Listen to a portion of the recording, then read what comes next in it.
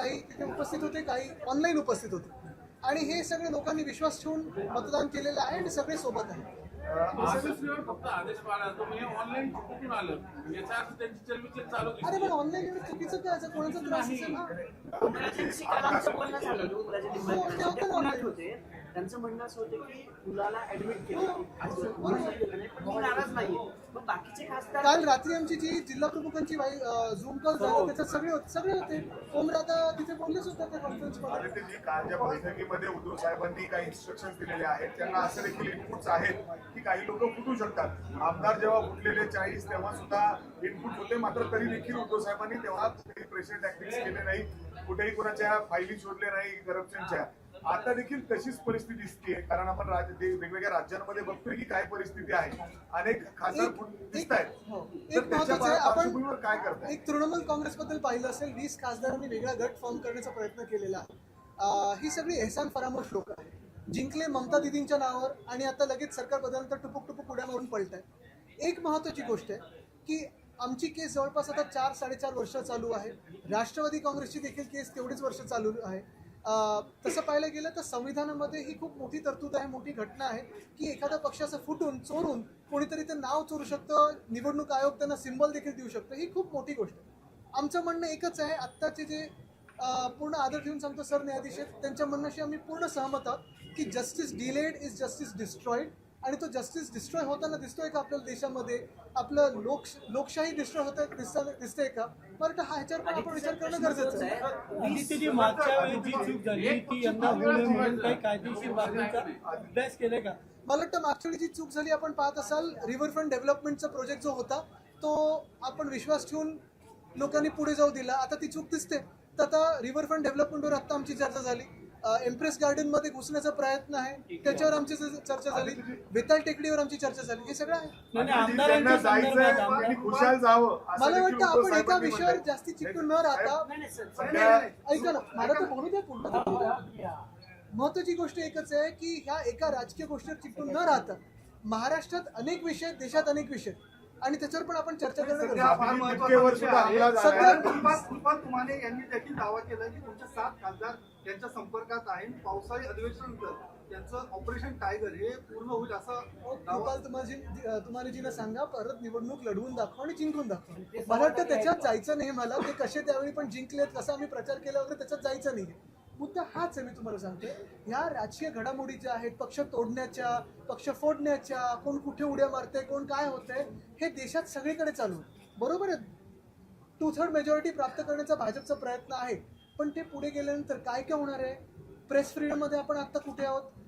डेमोक्रेसीमध्ये कुठे आहोत? आपण जगातली सर्वात मोठी लोकशाही होतो आता आहे असं वाटत नाहीये.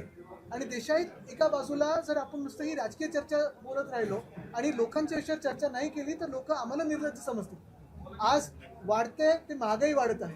आज आपण पाहतोय नीटचा पेपर फुटतोय. आज CBSEचा पेपरमध्ये गोल्ड झालेला तो पाहतोय. महागाईसोबत गॅस डिझेल पेट्रोल काय इथेनॉलचं भूत लोकांसमोर लावलेलं आहे. आता हे करत असताना जर आम्ही नुसतं राजकीय बोलत राहिलो तर लोक बोलतील आम्ही तुम्हाला तरी मतदान करतो. डायरेक्टली पण बोलतात. त्याच्यावर मला थोडी माहिती घ्यायला लागेल कोणी काय केलंय. पण जे कोण त्यांच्याशी त्यांना घाबरतात किंवा जनजीला घाबरतात तेच असं काही. शेतकरी कर्जमाफीचा प्रश्न आहे साहेब. रोहित पवारांनी 4 दिवस जवळपास आंदोलन केलं. काल गिरीश महाजन स्वतः गेले. अटी ज्या आहेत त्या कमी करून, निकष कमी करून कर्जमाफी. तुम्हाला वाटते सरकार कर्जमाफी करेल येणाऱ्या 31 तारखेपर्यंत? आपण पहिली जी आम्ही 2019 साली केली होती ते 2019-20 साली त्याला आम्ही कर्जमुक्ती बोलत होतो. माफ कोणाला आपण करतो तर गुन्हेगार करतो. गुन्हेगार काही शेतकरी आहेत आपले, काही शेतकरी म्हणजे आपला अन्नदाता. गुन्हा केले कोणी? आणि मुख्य गोष्ट हीच आहे की आमच्या वेळी कुठच्याही अटी शर्ती न लावता, कुठचंही किचकट ह्याच्यात तांत्रिक गोष्ट न आणता आम्ही सरळ सोट आम्ही केलेलं की 2दा तुम्ही सह्या करा किंवा अंगठा करा. जे काय आपले सरकार सेवा केंद्र होतं त्याच्यात जाऊन तुम्ही करू शकत होतो. आणि हे केल्यानंतर आपण पाहिलं असेल महाराष्ट्रातला जो शेतकरी सुखावला होता तो अजूनही हे म्हणतो की उद्धव ठाकरेंनी दिलेली कर्जमुक्ती ही आमच्यापर्यंत पोहोचली. त्याच्या आधी किंवा नंतर कधीही कर्जमुक्ती आमच्याकडे आली नाही. आत्ताची केलेली कर्जमाफी आहे ती उपकार केल्यासारखी कर्जमाफी. म्हणजे एका बाजूला आपण पाहतोय जवळपास 85 लाख महिलांचं जे काही लाडकी बहीण योजनेतले पैसे होते ते वळवलेले असं वाटते.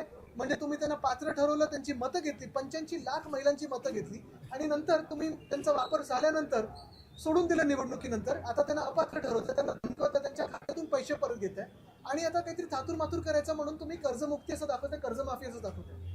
आमची देखील आंदोलनं सगळीकडे होतात, जिल्ह्यात होतात. शिवसेना उद्धव बाळासाहेब ठाकरे पक्षाकडून मोठी तीव्र आंदोलन देखील होणार आहेत. आमचं म्हणणं एकच आहे, कुठची अट न ठेवता, कुठची शर्त न ठेवता तुम्ही कर्जमाफी शेतकऱ्यांसाठी केली पाहिजे. मग भले ते 2017च्या ह्याच्यात आले असो किंवा 2019च्या ह्याच्यात. 2019-20ला पण 6 वर्ष झाली ना. पण 2019 आज SRC बैठक कृषी घेतली. मंत्र्यांनी टीका केली आहे का तिथे कृषी मंत्री कोण आहेत आता? दत्ता भाऊ महाराष्ट्राला विचारा, आठवतात का कोण कृषी मंत्री? बेटा टेकडीचा विषय जो विधान घेतला परिषद होता, निवडणुकीमध्ये त्याच्यानंतर हे सांगता येतो. विधान परिषद निवडणूक बेटा टेकडीचा जेव्हा विषय घेतला होता, आत्ताचा ज्वलंत मुद्दा पुण्यातल्या पर्यावरणाचा आहे. रस्ता रुंदीकरणासाठी हजारो झाडांची कत्तल होती. गणेश खिंडाचा तो रस्ता आहे आणि त्याची झाडं लावण्यासाठी महापालिका प्रशासन असेल, मेट्रो प्रशासन असेल, कुठेतरी उत्तरं जी आहेत ती सारवासारव करताना दिसतात. पुन्हा एकदा हा मुद्दा तुम्ही उपस्थित करणार आहात? निश्चितपणे करणार आहोत. आम्ही हा प्रश्न विधान भवनात देखील घेणार आहोत, खूप अग्रेसिव्हली घेणार आहोत. पुण्यातला बेटा टेकडीचा विषय आहे, तो HCMTRचा विषय आहे, मग परत गणेश खिंडीचा विषय आहे, ते आता बॉटॅनिकल पार्क जे आहे त्याचा आहे, एम्प्रेस गार्डनचा आहे, रिव्हरफ्रंट डेव्हलपमेंटचा आहे. मुख्य गोष्ट ही आहे, परत तुम्हाला सांगतो, मी पर्यावरण मंत्री असताना इथे येऊन पाहणी केली होती. सलीम अली बर्ड पार्क, तिथे आता राडारोडा पडलेला आहे, तो आपण पूर्ण राडारोडा काढून रिवाईव्ह केलं होतं.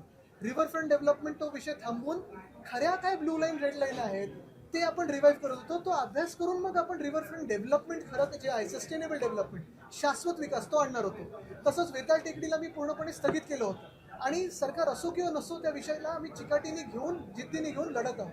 आता पुढे हे जे काही विषय गणेश खिंडीचा असेल किंवा आत्तापर्यंत गेल्या 4 वर्षामध्ये किंवा गेल्या 10 वर्षामध्ये जेवढे काही मोठे प्रकल्प आलेले आहेत ह्याचं एफॉरेस्टेशन कुठे झालंय का, ट्रान्सप्लांट झालं असेल तर ती स्कॅम झालाय की खरोखर ट्रान्सप्लांटेशन झालंय हे पण ती घेणं गरजेचं आहे. साहेब, पुण्यावर पाणी कपातीचं संकट, पाणी कपातीचं संकट आहे पुण्यावर. आजपासून 1 दिवसाआड पाणी. जलसंपदा मंत्री सांगतात की 21 ऑगस्ट पर्यंत पुरेल इतकं राज्यात पाणी आहे, धरणसट आहे. मग घोडं कुठं अडते आता दोन्ही गोष्टी बघा तुम्ही. एका बाजूला सरकार आपल्याला सांगतं विजेचं पण सरप्लस आहे, नेट सरप्लस आहे, पण लोड शेडिंग तर चालू आहे, ट्रिपिंग चालू आहे. दुसऱ्या बाजूला आता हे जे काही सांगतात की ऑगस्ट पर्यंत पाणी पुरेल असं एवढं पाणी आहे, पण आता पुण्यात 1 दिवस आड म्हणजे कदाचित इथेनॉलला जास्ती पाणी देतील अशी भीती वाटायला लागली, कारण इथेनॉल तर 100% फाईल साईन झाली. पण मुख्य गोष्ट ही आहे की कदाचित सरकार आज रात्री येऊन 8 वाजता तुम्हाला आश्वासित करेल की पुरेसं पाणी आणि पुरेसं वीज हे तुम्हाला 2047च्या साली 100% मिळेल. पण एकच सॉरी, मी तुम्हाला परत एकदा एका महत्त्वाच्या विषयावर आणतो, मग विधान परिषद येतो. तुम्ही पाहिलं असेल विधान परिषदेत घाणेरडं राजकारण झालं, जिल्हा परिषदेत असेल किंवा आता जे काही चालू आहे, परत पक्ष फोडण्याचं राजकारण असेल, खासदार आमदार फोडण्याचं असेल, नगरसेवक असेल, हे सगळं एका बाजूला भाजप जेव्हा ह्याच्यात व्यस्त आहे, सगळे सत्ताधारी पक्ष व्यस्त आहेत. पाण्याचा विषय असेल, जो पुण्यासारख्या शहरामध्ये जर 1 दिवस आड पाणी यायला लागलं तर कोण इथे उद्योगधंदे करायला येणार, कोण इथे गुंतवणूक करायला येणार, कुठचा IT पार्क येणार आहे, हा जरा विचार करावा. याच विधान तुम्ही जसं आता भाजपवर हे सगळं राजकारण करतोय, मात्र तुमच्याच महाविकास आघाडीतले घटक होते, शरद पवार गटाच्या उमेदवारांनी इथे माघार घेतली. त्यावरून तुमचे शहर प्रमुख म्हटले की आमच्या पाठीत खंजीर खूप असला आणि आता महाविकास आघाडीतून बाहेर पडण्याची वेळ आलेली आहे. बघा, तुम्हाला सांगतो असं अनेक ठिकाणी आमच्याकडे जसं कोकणात देखील एकाला आम्ही हकालपट्टी केली, आम्हाला दिसलं सरळ सरळ त्यांनी पैसे घेतले असतील किंवा नसतील, पण त्यांनी माघार घेतली. जे लढायलाच तयार नाही आहेत ते सोबत राहून काय करायचं, पण त्यांची हकालपट्टी आम्ही केली. पण महत्त्वाची गोष्ट पुन्हा एकदा सांगतो तुम्हाला, आम्ही पूर्ण प्रयत्न करत आहोत लोकांचे विषय घेऊन. सगळे आंदोलनं असतील, मग ज्युडिशियल ॲक्टिव्हिझम असेल, मग इव्हन अधिवेशनात आता बाहेरचं असेल, सगळी आंदोलन वगैरे करतो. पण पुन्हा एकदा सरकार आणि सत्ताधारी पक्ष कधीतरी राजकारणाच्या पलीकडे जाऊन जे जनतेचे खरोखर प्रश्न आहेत ते सोडवणार आहेत. आदित्यजी, उद्धव साहेबांनी एक मिनिट पांढऱ्या पट्ट्याचे धार्मिक लढा वाढत आहे, त्यानंतर शिवसेनेची काय भूमिका? मला वाटतं शिवसेनेची भूमिका आम्ही त्या ठिकाणी स्पष्ट केलेली आहे. उद्धव साहेबांनी ज्या पद्धतीने काल कार्यकर्त्यांना या सगळ्या मंत्र्यांना सांगितलं की आता सध्या माझे दिवस नाही आहेत, पण भविष्यात हे आमचे दिवस येतील. आता संघर्ष नाही, असं काही नाही सांगितलं. कालच्या VC मध्ये कालच्या VC मध्ये आपण पाहताय एवढंच सांगितलं, आणि काल सगळे जिल्हा प्रमुख, विधानसभा संपर्क प्रमुख, आमदार खासदार सगळे होते, त्याच्यात नेते उपनेते वगैरे. एकच गोष्ट महत्वाची आहे, लोकांमध्ये रोष वाढत चालला. महागाईचा विषय असेल किंवा पेपर फुटीचा विषय असेल किंवा हॉस्पिटलमध्ये आपण पाहतोय औषध उपलब्ध नाही आहेत, अनेक गोष्टींमध्ये रोष आक्रोश वाढत चालले. शेतकरी त्रस्त आहेत, महिला हैराण आहेत, सगळं हे काय.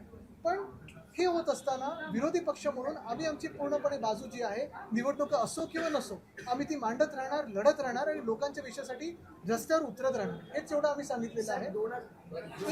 एकच महत्वाचं आहे, दुसऱ्या बाजूला आपण पाहतोय परवाकडे कॉक्रोच जनता पार्टीचं पुण्यात देखील आंदोलन झालं, मोठा प्रतिसाद मिळाला. का तर लोकांमध्ये तो रोष आहे, पर्याय शोधतात लोक, आणि तो पर्याय उभा करण्यासाठी आम्ही सगळेच प्रयत्नशील राहू.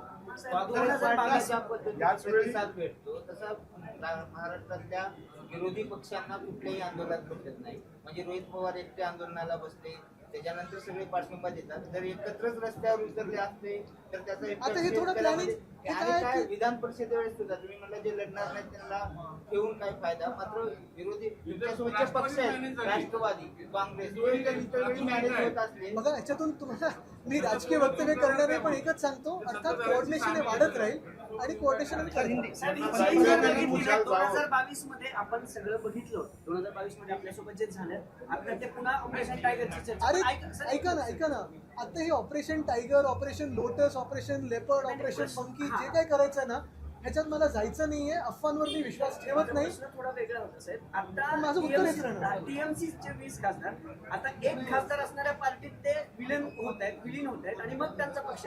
हे सगळं जे राजकारण चालू आहे, हे सगळं लोकशाहीला घातक आहे असं तुम्हाला वाटतं का? लोकशाही राहिली कुठे? लोकशाही संपलेली. आणि म्हणून मी मगाशी जे म्हणालो ना, आम्हाला जर वेळेत न्याय मिळाला असता तर हे झालं नसतं. पंतप्रधान नरेंद्र मोदी के कार्यकाल को 12 साल पूरे हुए, किस तरह से देखते हैं? किस तरह से यानी अच्छे दिन आने वाले थे ऐसे कहा था, जीतने के पहले 2014 में अच्छे दिन आएंगे ऐसे कहा था, लाएंगे ऐसे नहीं कहा था. ये हमारी भूल थी कि हमने विश्वास रखा.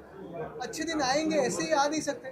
तभी तो बात की थी, भविष्य की थी. अभी बात हो रही है भूतकाल की हो रही है. 60 साल पहले, 70 साल पहले नेहरू जी ने ठीक किया था क्या? सावरकर जी ने ठीक किया था क्या? सरदार पटेल जी होते तो? ये सारी अगर मगर की बातें हो रही है. लेकिन अगर आप देखें तो आज जियो पॉलिटिकली दुनिया भर में जो हमारा एक आवाज़ था, वो आवाज़ बंद हो गया है. देश में भी अगर आप देखें तो महंगाई पे हो या कुछ भी हो, ये सारी चीज़ें छोड़ के सब पे मन की बात हो रही है. लेकिन लोगों के मन की बात कब होगी? आज केंद्रीय मंत्री मुरलीधर मोहोळ ने कहा कि कांग्रेस के कार्यकाल में महंगाई ज्यादा थी, अभी महंगाई कम है. वो शायद शीर्षासन कर रहे होगे और तब उनको सब उल्टा दिखा होगा. मुद्दा असा आहे, बाळासाहेबांच्या काळात कुठला आमदार खासदार फुटला तर शिवसैनिक त्याला रस्त्यावर ठोकून काढायचे. आता जाऊ दे ना, जर तर मध्ये न जाता सरकार ने अभी तक कर्जमाफी नहीं तुम्ही हाती घ्या, आम्ही सगळे तुमच्या सोबत येऊ. सरकार ने अभी तक कर्जमाफी नहीं दी किसानों को. बहुत सारे निकष भी लगाए. सरकार ने बहुत सारे कर्जमाफी को निकष भी लगाया पर बिचारे. ऐसे तो बहुत सारी चीजें की ना. अगर आपने देखा होगा, पहले तो मुझे लगता है किसी का स्टेटमेंट है, बीजेपी प्रेसिडेंट का तब स्टेटमेंट है कि परसों में पढ़ रहा था, आने के बाद इनकम टैक्स और बहुत सारे टैक्सेस 2014 के पहले कहते थे ये हम निकाल देंगे. अभी एक बात तो की उन्होंने, इनकम लोगों का निकाल दिया, टैक्स तो बढ़ाते रहे. हाँ, तुमची जर्सी फिफा वर्ल्ड कप तुम्ही फॉलो करत असाल, मुंबईचे तुम्ही अध्यक्ष आहात. 140 कोटी जनता आहे आपल्या देशाची. असे अनेक देश आहेत फिफामध्ये 1 लाख 2 लाख अशी पॉप्युलेशन आहे. फुटबॉलच्या बाबतीत भारताची शोकांतिका वाटत नाही का? कारण की आपण अनेक वर्षांपासून नक्कीच आहे. आणि तुम्ही पाहिलं असेल, दुर्दैव हे आहे की आता जो ISL मध्ये पण जो घोळ होत आहे तो एवढा दुर्दैवी आहे. कारण ISL ही टुर्नामेंट जे कोणी आधी चालवत होते AIFF सोबत, खरं तर ते AIFF वर उपकार केल्यासारखंच होतं. आता AIFF ने त्याचे हस्तक्षेप केल्यानंतर ISL मध्ये जो गोंधळ झालाय तो लवकरात लवकर सुटो. व्हर्टिकल मोबिलिटी जी आहे, ISL असेल, मग प्रीमियर आपलं हे जो लीग आहे इंडियन लीग वगैरे, हे सगळे आय लीग, तो नीट व्हावा ही इच्छा आहेच. आणि आम्ही जे काही प्रयत्न करतो, दुसऱ्या बाजूने सरकारकडून पण मोकळी मैदानं ही वाढावीत. मुंबईमध्ये तर आम्ही ज्यामध्ये आंदोलन केलं, 3 रिक्रिएशन ग्राउंड, त्याच्यात एक फुटबॉलचं अधिकृत ग्राउंड, ते बिल्डरच्या घशात घालत होते. त्याच्यात मी आंदोलन केलं, आम्ही सगळ्यांनी केलं, ते वाचवू शकलो.